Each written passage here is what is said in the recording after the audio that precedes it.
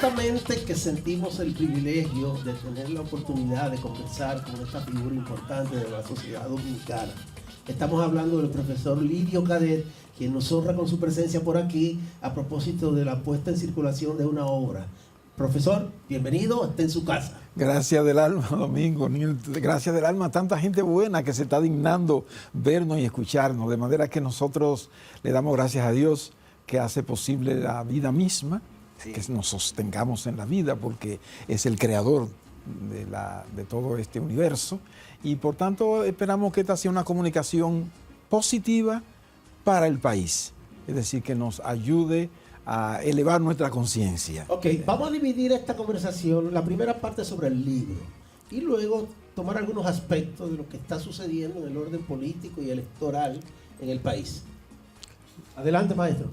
Maestro Lidio, profesor, un privilegio que nos acompañe. Gracias.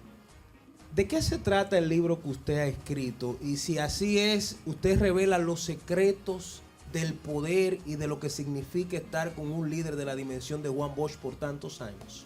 Bueno, ¿qué la gente va a encontrar en el libro? No, van a encontrar lo que son experiencias vividas por mí, ya sea en mi vida estudiantil, mi vida sacerdotal. Porque usted era sacerdote. Claro, primero claro. Usted estaba en el seminario. Sí, primero, exacto. Ahí todo se narra. ¿Cómo usted cambió del seminario a político? Porque la gente siempre dice que los políticos son todos ladrones. Entonces, sí, ¿cómo usted, de ser un hombre que oraba, pasó a estar entre esa banda de tigres que son los políticos? No es fácil. No es fácil, no es fácil. Sí. No, yo como en el ejercicio sacerdotal, en la zona del este, yo pertenecía a la diócesis de Higüey, que en ese momento dirigía Monseñor Juan Félix Pepén. Entonces mi vida se centró en trabajo con la juventud, en mi ejercicio magisterial, yo fui director de escuela y maestro, y la lucha por los campesinos. Entonces los campesinos eran muy explotados por los intermediarios. Ellos eran grandes productores de yautía en esa zona, en ese tiempo. Entonces yo me hería profundamente esa explotación, que ellos se entregaban totalmente a su producción y después los resultados económicos eran pírricos. Y en ese sentido vine a la capital para buscar un poco de apoyo. Y llegué a Cedopex, que hoy sería algo de Proindustria, así, pero era el centro de exportaciones de la República Dominicana. Y me encontré con el economista José Jiménez, que es hermano, él falleció muy tempranamente, hermano de Felucho Jiménez. Entonces yo le expliqué la necesidad que teníamos de que los campesinos exportaran la yautía de manera directa y que los intermediarios no los explotaran. Entonces él convino en ir a la zona para ayudarme y se comenzó a crear una estructura muy importante para que los campesinos comenzaran a exportar la yautía. Y un día me dice en la casa donde yo vivía: padre, ¿a usted no le gustaría conocer al profesor Juan Bosch?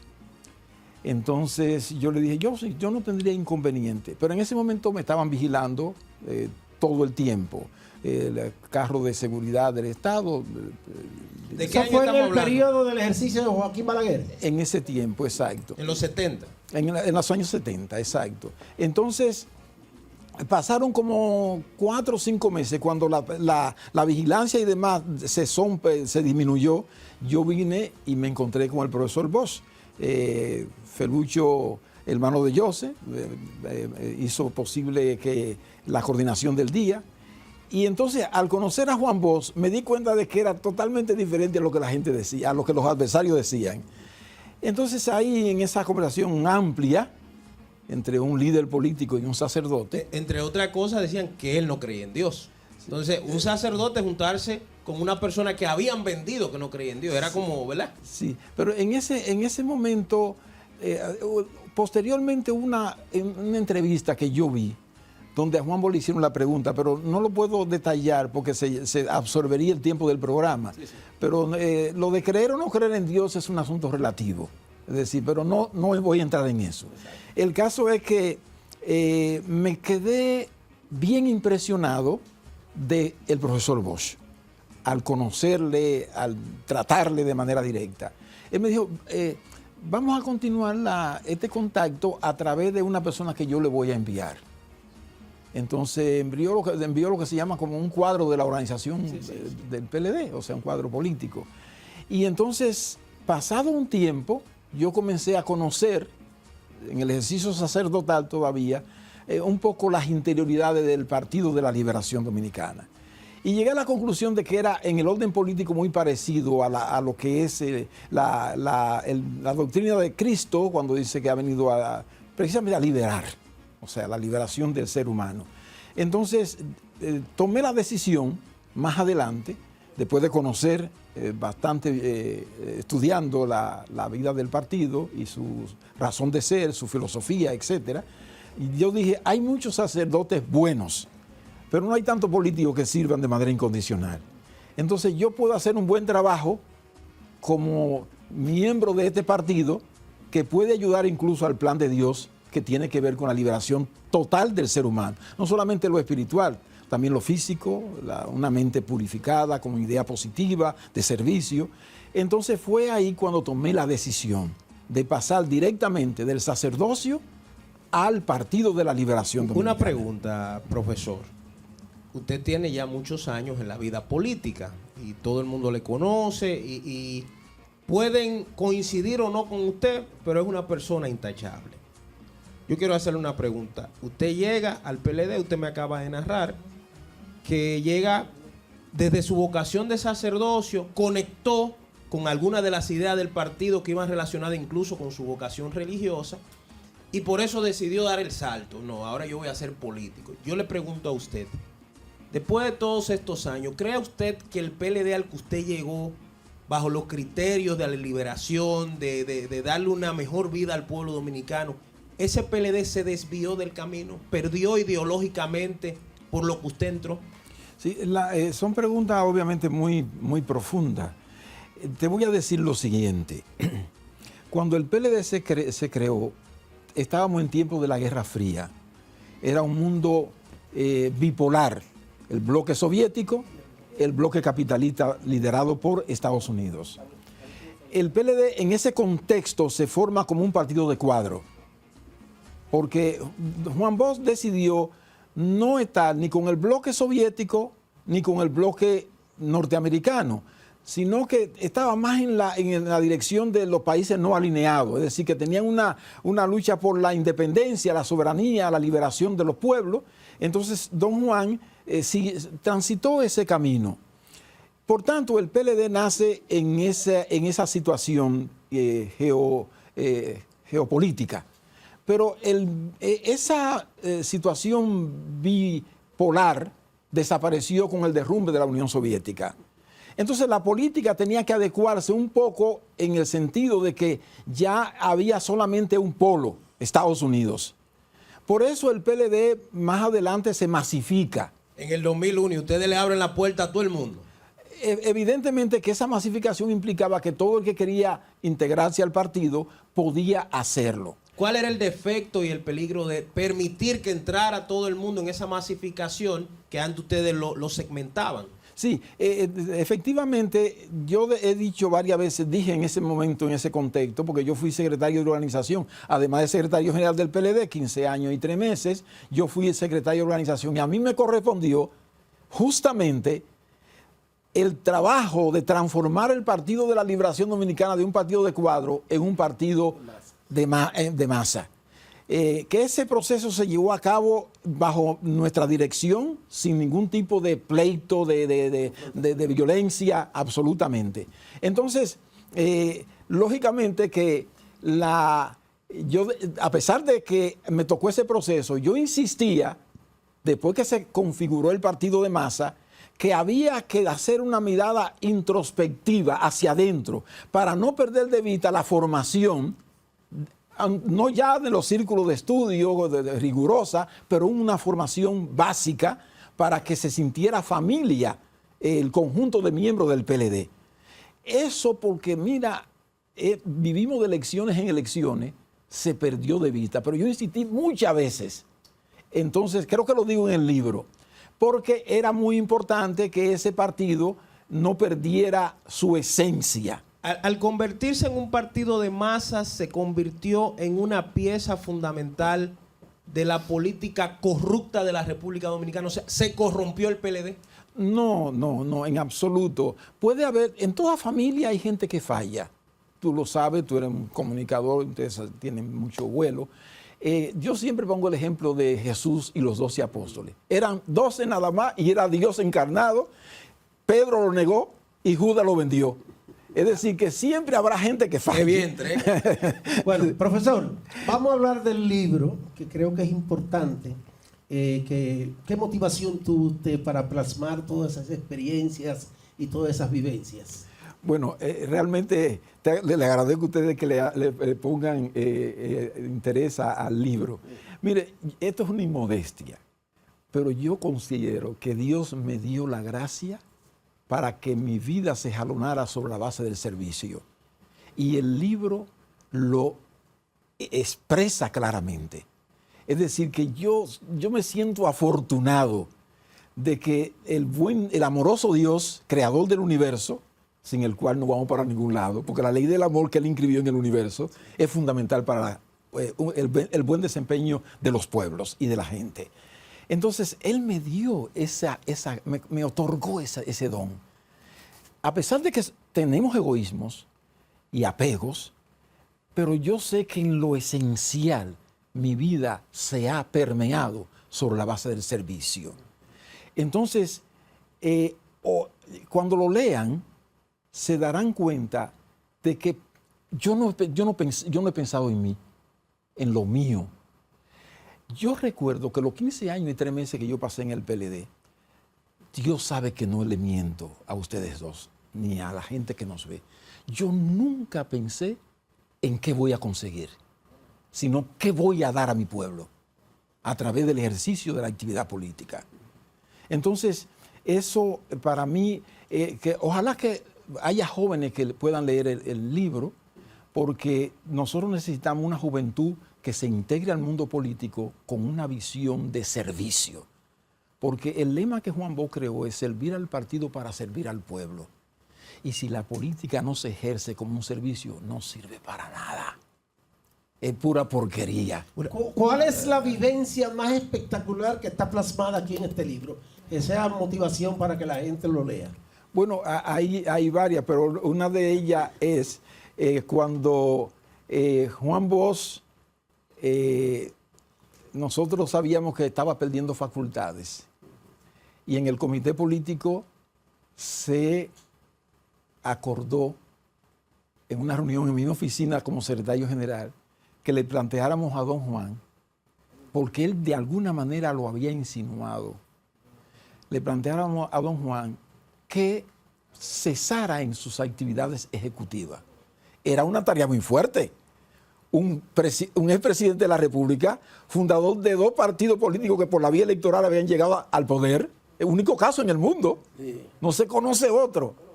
Entonces, asignamos a un compañero que tenía algún tipo de relaciones primarias con él para que expresara eso. Llega el día de la reunión y ese compañero, porque era muy difícil Plantear eso. No pudo hacerlo. Y yo tomé la palabra. ¿Cómo? Y entonces le planteé a Juan Bosch la conveniencia de que resignara sus funciones. Y yo recuerdo como ahora. No le dio un pecozón el doctor. Yo recuerdo como ahora. Qué cosa más hermosa. Dice, yo estoy de acuerdo, compañero Lidio. Esa fue la reacción del profesor Juan Bosch. Así es. Y cuando terminamos la reunión, Mildred Guzmán me dice, Lidio, ¿y cómo lo lograste? ¿Cómo lo lograste? Dijo ella, fue perfecto. Los pelos se me ponen de punta en estos momentos. O sea, estoy porque fue un momento crucial Profesor, en la vida del partido. Yo le tengo una pregunta que no me puedo ir ni usted ni Domingo de aquí sin yo hacérsela. Yo creo que es un desagravio público.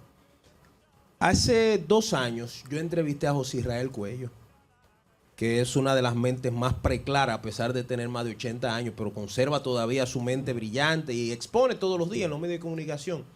Y él hizo un comentario que yo siempre dije que cuando lo viera usted o algún dirigente histórico de los que compartió con Bosch en el PLD, le iba a hacer la pregunta. Él decía que ante la muerte de Trujillo, cuando Trujillo muere, quien asume el poder después por las elecciones es el profesor Juan Bosch en el año 1962. Y que Bosch llegó al poder bajo la premisa de los acuerdos con los grupos trujillistas. ¿En qué sentido? Viriato Fiallo, que era el candidato de la Unión Cívica, era el sentido natural de los conservadores. Sin embargo, él tenía un discurso bastante aguerrido diciendo que los trujillistas tenían que devolver los bienes de Trujillo. Sin embargo, Bosch, de alguna forma, que es lo que decía José Israel Cuello, le dio un perdón o un borrón y cuenta nueva para que esa gente se quedaran con esos bienes y que fue un incentivo a que iniciara el proceso de corrupción. ¿Qué usted opina de eso? No, totalmente absurdo ese análisis. Claro, absurdo. Es decir, Juan Bosch no transigía bajo ninguna circunstancia con nada que se pareciera a corrupción. Es decir, una cosa es usar la inteligencia política para que aquella masa que era trujillita, que la mayoría del pueblo dominicano era trujillita, en lugar de apoyar a Viriato, entonces apoyara al PRD. Y lo logró. Es decir, sin claudicar en lo más mínimo con su principio. O sea, que fue una jugada política y no una jugada de impunidad. En absoluto. Fue exactamente inteligencia política. Si tú vienes a un pueblo que tiene 30 años bajo la dictadura, con poco acceso a información veraz, y por tanto estaba durmiendo, que era trujillita, que lloró. Yo recuerdo que mi mamá decía cuando mataron a Trujillo, mi hijo, ya se va a acabar el mundo. Y yo dije, mamá, la República Dominicana es un pedacito de tierra nada más, no se va a acabar. Es decir, la gente estaba dormida. Entonces, Juan Bosch iba a tener una política de odio y demás contra... No hubiera sido inteligente, Juan. No sería Juan Bosch lo que es y lo que será, porque para mí está vivo. El que ama nunca muere. Sí. Profesor, de usted sería importante escuchar un análisis o una ponderación del proceso electoral en que estamos sometidos los dominicanos en este momento. ¿Cuál es su perspectiva? Para mí, Domingo, las perspectivas son positivas. El PLD quiso ser aplatado por el señor presidente de la República, presidente de todos los dominicanos, incluyendo a mí también. Y yo siempre le he pedido a Dios, porque a mí no me importa quién esté en el gobierno, yo lo que quiero es que lo haga bien, porque nos beneficiamos todos. Y por eso siempre pido a Dios por los gobiernos. Pero este gobierno que quiso aplatarnos nosotros con aquel discurso de octubre del 2020, diciendo que toda la cúpula del PLD era corrupta, después ustedes saben cuántas cosas han pasado en el gobierno, con gente del gobierno. Entonces nosotros nos levantamos cual ave fénix. Hicimos el Congreso José Joaquín Vidó Medina en medio de la pandemia con éxito. Juramentamos cientos de miles de nuevos PLDistas, la mayoría joven, de edad joven. Logramos escoger el candidato a la presidencia con aquella consulta que se hizo en octubre del año 2021. Logramos que la estructura del PLD se fortaleciera. Es el único partido que tiene estructura en toda la geografía nacional. Y con la escogencia de Abel, que está aprendiendo cada día más, porque es el candidato como el candidato ideal, en el sentido de que empalma con la juventud y con la adultez. Tiene una hoja limpia, transparente. Como presidente de la Cámara nadie le ha presentado un papelito de que se haya robado un chele. Como alcalde, la mejor alcaldía de la República Dominicana. Han venido decenas de personas de otros países para ver ese ejemplo de esa alcaldía. Él le dijo a la gente cuando aspiraba a ser alcalde de Santiago que él iba a cambiar a Santiago. Eso eran ratones, cucarachas, basureros, todo porquerizado. Y fue uno a uno resolviendo todos los problemas. Hoy Santiago es el modelo de alcaldía. Entonces tiene ese activo. Entonces tiene Abel la ventaja de tener un partido que, a pesar de las dificultades y a pesar de que hemos cometido errores, ese partido cuando llegó en el 96, este país era una aldea. Pero cuando uno recorre la República Dominicana hoy, se da cuenta que este es un país que está en desarrollo. Don Lidio, entonces, ¿por qué razón, si el partido tiene una estructura tan fuerte, se ha fortalecido, tiene un candidato, por qué se le están yendo los dirigentes? ¿Por qué que Abel no ha logrado retener a gente incluso importante de su estructura, como Rafael Hidalgo, Víctor Suárez, puedo pasarme aquí la tarde, que si ayer se fue un alcalde. Sí. ¿Por qué se siguen yendo del PLD? ¿Qué es lo que está pasando? Bueno, porque eso, en el plan misterioso de la vida, no nos hacen falta. Eso que se van no nos hace Pero falta. Mediáticamente le hace daño. No, pero es que lo mediático... Y la publicidad política puede dañarle la campaña. Sí, puede haber gente que mediáticamente quiera hacer daño, pero los que analizan la realidad se dan cuenta que el PLD ha perdido, suponte tú, 30, 40, 50, pero juramentamos cientos de miles publicados en todos los medios de comunicación. Si se nos fueron 300 y vinieron cientos de miles, estamos ganando todavía. Es decir, que eso no... O sea que Abel está, según su percepción, Abel está bien en las encuestas. Está subiendo en las encuestas y nosotros sabemos... ¿Subiendo es que no está bien o que está bien? Porque yo no entiendo ese lenguaje. Está subiendo hacia colocarse en el nivel que nosotros sabemos que será decisivo para ganar las elecciones. Porque evidentemente Abel tiene esa ventaja. Es lo nuevo y con experiencia al mismo tiempo. No es Abel y Gonzalo no son la negación de Juan Bosch, no. Que era un intelectual, que era un hombre pulcro, íntegro, de posiciones firmes. No son esas dos personas. De hecho, usted le puso a Gonzalo el mote del penco. Sí, o sea, no era, usted decía que era, porque era un gran candidato, pero aquí lo cogieron como que era un candidato bruto. Entonces yo le pregunto la gente interpretó equivocadamente. Yo escribí un artículo en el periódico Hoy respondiendo. Sí. Y nadie lo pudo refutar ese artículo de lo que significa penco. Un penco. Exacto. Un penco de caballo. Sí. Un caballo vigoroso. Exacto. Aquí creen que es bruto. Entonces no. Y ellos, de manera que no, Juan Bosch estará satisfecho cuando ve a Abel subir las escalinatas del Palacio, porque sabe que así como cumplió en Santiago, haciéndolo un modelo de alcaldía, será este país un modelo de país. Porque el que es fiel en lo poco, dice la Biblia, será fiel en lo mucho. Sí. Finalmente, ¿cómo se explica que un candidato con el potencial que usted tiene, una figura, no haya aparecido en las boletas del PLD? Bueno, yo quise acompañar a Juan Bosch en el 94, pero éramos candidatos, José Joaquín Vidó, Leonel, y Leonel ganó la candidatura vicepresidencial. Entonces, bueno, en la política uno tiene que competir sabiendo que puede ganar o puede perder, pero eso no puede impedir que uno pueda servir al pueblo. Entonces, de manera que nada, yo fui diputado en 2 ocasiones, la tercera tenía asegurado 6 años, pero decidí no hacerlo porque me quería dedicar a la formación en valor en el PLD. Bueno, profe, ¿dónde conseguir el libro? Las personas que estén interesadas. No, el libro como tiene una finalidad fundamentalmente espiritual, porque yo no me puedo desconectar de Dios. Sí. No importa que tú no tengas religión, pero no te apartes de Dios, porque Dios te creó. Sí. Entonces, yo conseguí que lo imprimiera, la impresión. Reinaldo ayudó con un capítulo del Senado para no venderlo, porque yo no quería sacar beneficio personal del libro. Si alguien está interesado, llama aquí y yo lo hago llegar acá. Es decir, pero no tiene costo porque no tenía, ese libro no podía sacar ventaja económica de él. Sí, sí. Bueno, estamos honrados y satisfechos de su presencia por aquí en el Supermeridiano. Tiene que volver, pero para que hablemos nada más de política. Tiene que volver. El domingo me tiene aquí que no me deja hablar de lo que yo quiero. Cuando usted vuelva vamos a hablar de política nada más. Él es un rock izquierda. La gente quiere escucharlo, profesor. No.